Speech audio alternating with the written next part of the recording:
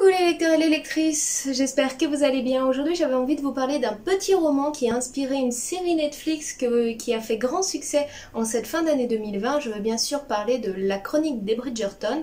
Donc le livre est écrit par Julia Quinn. La saga est composée de 8 tomes, chaque tome reprenant l'histoire de mariage de chacun des enfants de Bridgerton. Et le premier tome recouvrait l'histoire donc de Daphné et la rencontre avec le duc de Hastings. Donc pour ce qui est du roman, comme je vous ai dit, là c'est une édition double roman, donc qui reprend le tome 1 et le tome 2, c'est-à-dire le tome sur Daphné et le tome sur Anthony, le frère aîné de la famille des Bridgerton. Je vous lis tout de suite, donc pour la couverture, hein, c'est très simple. Le livre en soi n'est pas très long, il fait moins de 800 pages, quand on sait que ça regroupe 2 romans, ça va. Ça reste un roman de style romance et autres, presque sur certains passages érotiques, mais voilà, on est vraiment basé là-dessus, hein, pas d'aventure épique, rien, c'est vraiment juste des histoires d'amour ou de rencontres entre plusieurs personnes dans les mondanités de Londres de 1800 et quelques. Donc je vous lis le résumé et je vous en parle juste après. La Chronique des Bridgerton 1 et 2. Très cher lecteur, quelle saison! Au rythme des bals et des réceptions, je vous ai narré le feuilleton haletant de la folle romance entre mademoiselle Daphné Bridgerton et Simon, le ténébreux duc de Hastings. Valses langoureuses, rebondissements cocasses et bagarres mémorables nous auront tenus en haleine jusqu'à l'épilogue d'un romantisme échevelé. Aurons-nous le temps de reprendre notre souffle ? Il est à craindre que non, car il se chuchote déjà dans Londres qu'Anthony, le frère de Daphné, serait décidé à convoler lui aussi. Hélas, l'élu a une sœur odieuse qui s'oppose catégoriquement à cette union en raison du passé libertin du vicomte. Cela nous promet bien des péripéties. Et comme il reste 6 Bridgerton à marier, votre dévouée chroniqueuse a de beaux jours devant elle. Ne perdez pas le fil, cher lecteur, la saga ne fait que commencer. Rubrique mondaine de Lady Whistledown, Londres 1814. Donc, pour ce qui est de la série Netflix, vous allez donc suivre l'entrée dans le beau monde de Daphné Bridgerton, qui est la 4e enfant des Bridgerton.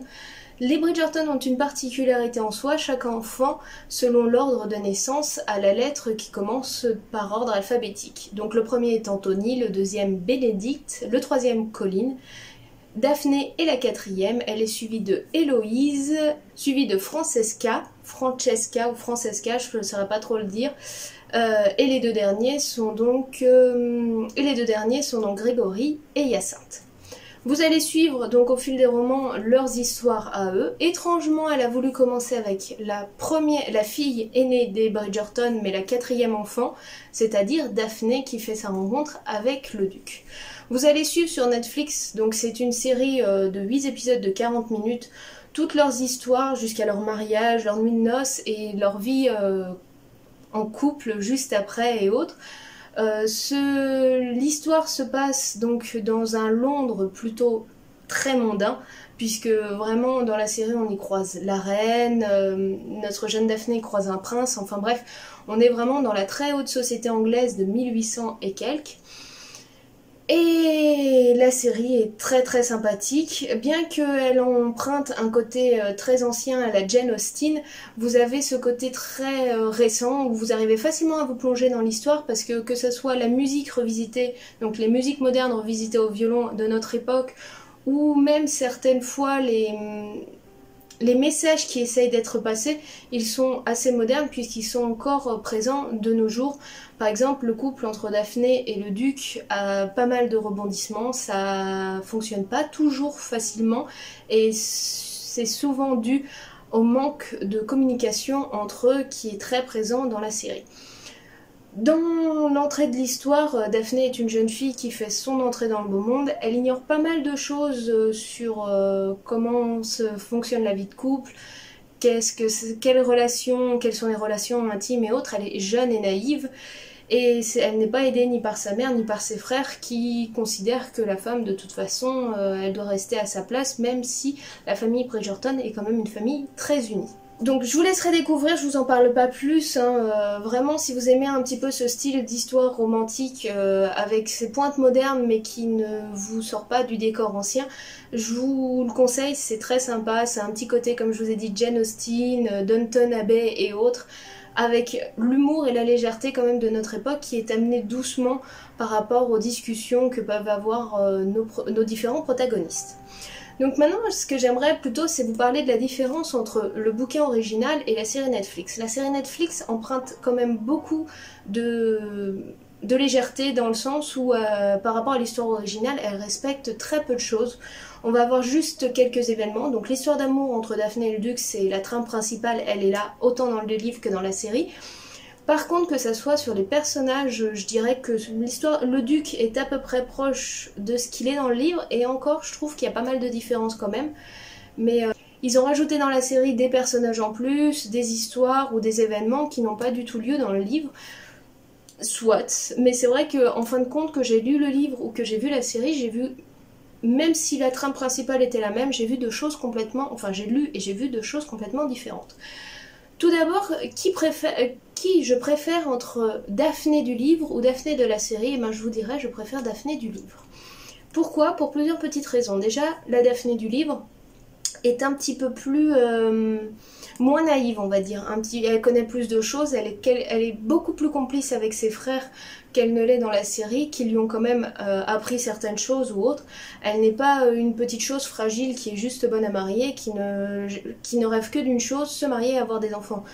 Bien que ce soit aussi son but ici, elle est un petit peu plus en couleur, on va dire un peu plus profonde, un peu plus riche en termes de nature et d'émotion. Je trouve que dans la série, la Daphné qui nous est présentée est quand même très égoïste. Elle pense avant tout à elle et autres, et si quelque chose se présente à elle qui ne lui plaît pas, elle va un peu le balayer d'un revers de main. Alors que dans le livre, faut savoir que déjà c'est pas la première année où elle arrive donc sur le marché du mariage, on va dire, mais c'est sa deuxième année. Elle a été présentée l'année d'avant, elle n'avait pas trouvé de conjoint, et donc c'est sa deuxième année dans le monde des bals et autres pour trouver un époux. Et elle a moins cette confiance en elle, en sa beauté et autres. Ce qui est extrêmement mis en avant dans la série, c'est qu'elle est très belle, elle le sait, et elle cherche donc un époux avec qui elle s'entend très bien, avec qui elle est complice, comme ici, mais surtout elle sait qu'elle peut avoir la beauté pour elle, et ouf, heureusement. Et c'est un peu dommage parce que là, effectivement, elle manque de confiance en elle envers son physique, mais elle sait qu'elle est quelqu'un de doux à vivre et d'agréable.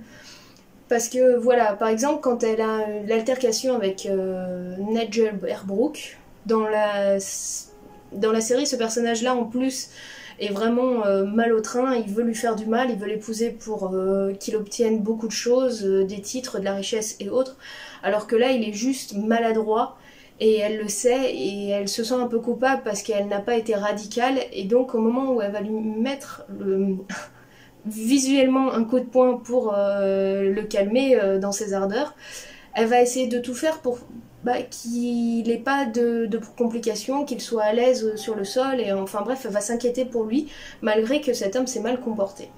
Leur première rencontre aussi entre elle et le duc est complètement différente de celle présente dans la série, et elle est presque plus attachante là, parce que on voit bien que le duc est tombé éperdument amoureux d'elle, de son caractère et de son physique, sans savoir qui elle était et autres, alors que dans la série, ça met du temps à arriver.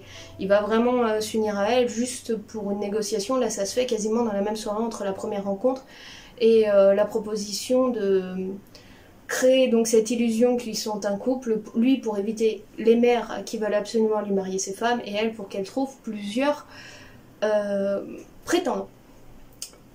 Alors voilà, là c'était plus radical, j'ai été un petit peu longue, mais voilà.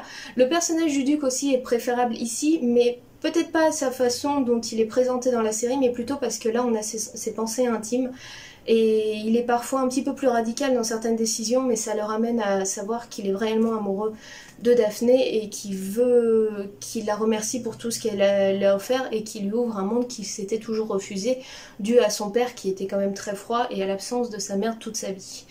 Et donc vraiment on s'attache beaucoup plus au duc et pas à son physique, parce qu'en fin de compte son physique est décrit et autres, mais pas le plus pressant, mais plutôt à sa personnalité qui en fin de compte montre que c'est une personne douce et aimante, mais qui sait pas comment faire parce qu'on lui a jamais appris, et c'est 2 fois plus agréable. Et le troisième personnage sur lequel je reviendrai, parce qu'il y a beaucoup de personnages qu'on n'aborde pas, dont la plupart des autres membres de la famille. En fait, des Bridgerton, là vous allez réellement croiser Anthony, Benedict, Colin et Daphné. Le reste, à part sa mère, qui est aussi très présente, etc., les autres enfants, on n'en entend quasiment pas parler, qui dans la série sont mis en avant, puisque peu à peu ils vont venir dans l'histoire. Enfin bref, pour en revenir à Anthony, je préfère le personnage d'Anthony dans les livres. Ce n'est pas le frère très désagréable qu'ils ont créé dans la série, au contraire, il n'accepte pas tout et n'importe quoi pour sa sœur. C'est elle qui décide qui elle veut épouser et lui il donne son accord ou pas selon s'il pense que c'est une bonne chose. Au passage, dans leurs histoires entre le duc et Daphné, celles qui mettent en avant pour leurrer la haute société, les mères et autres, Anthony est dans la combine. On l'informe de la combine, et même s'il n'est pas tout à fait d'accord, il accepte d'aider sa sœur à trouver un conjoint plus facilement, etc. Et voilà, c'est les frères Bridgerton, je les préfère dans le bouquin parce qu'ils ont vraiment ce côté familial, tous autant qu'ils sont. Ils ont ce côté fraternel, protecteur et autres, mais tous les trois, que ça soit Anthony, Benedict ou Colin, ils aiment leur sœur, ils veulent que son bien-être et ils feront tout pour la protéger de qui que ce soit ou autre, quitte des fois à être un petit peu bourru, mais jamais méchant ou jamais dans l'idée de la dominer et de la mettre à terre en disant de toute façon t'es une femme, tu sais pas de quoi tu parles, nous on est des hommes, on le sait. Et c'est ça que j'ai apprécié dans le livre, c'est qu'ils ont moins ce côté un petit peu... voilà, les hommes c'est au-dessus et la femme c'est en dessous, et toi tu te tais, tu te maries, tu fais des enfants et t'es mignonne et puis c'est tout. Donc on va dire, oui c'est un bien comme c'est un mal. Donc là le côté famille est plus important, plus mis en avant et autres que dans la série. Par contre dans la série il y a pas mal de messages importants qui sont mis en avant, qui sont très intéressants. Donc pour en revenir, l'histoire moi je l'ai adorée, je suis en train d'entamer donc sur l'histoire d'Anthony qui suit, etc. Comme je vous ai dit, Anthony je le trouve beaucoup plus attachant dans le roman que dans la série.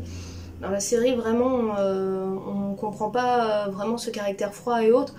Là tout est expliqué, c'est un libertin comme dans la série, mais si il est un petit peu froid ou distant, s'il refuse le mariage, il y a une raison valable, une raison qui est mise en avant là dans son histoire à lui et qui est assez intéressante, même si comme celle du duc de Hastings, elle peut être mise à mal par d'autres personnes et de son entourage simplement parce qu'il ne communique pas son mal-être aux autres, parce que pour lui ça lui appartient, c'est sa faute et il peut rien y faire d'autre que l'accepter et ne rien changer à ça.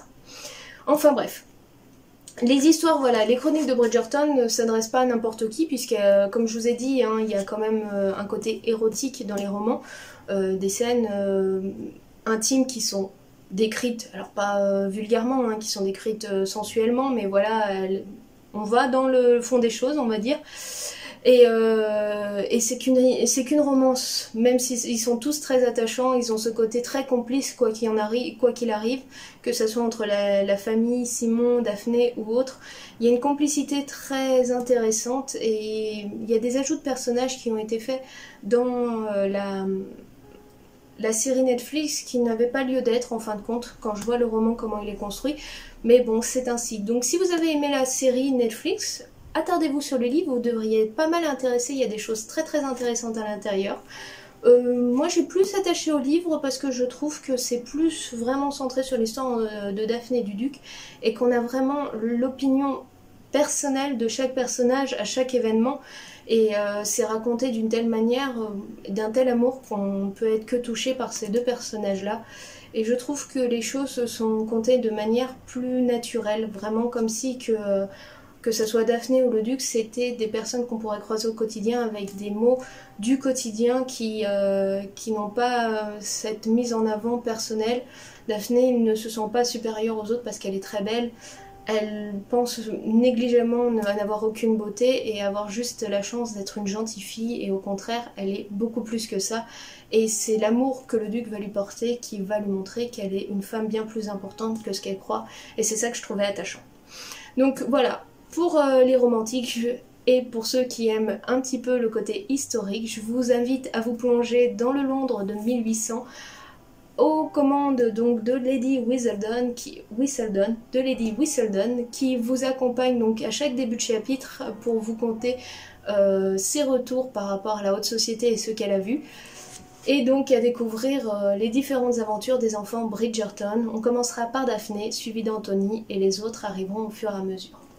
Donc je vous laisse ici, si vous êtes intéressés, eh ben, c'est Julia Quinn, les chroniques des Bridgerton, et nous on se retrouve dès demain pour une autre vidéo, mais en attendant je vous souhaite un bon dimanche et je vous dis à très bientôt.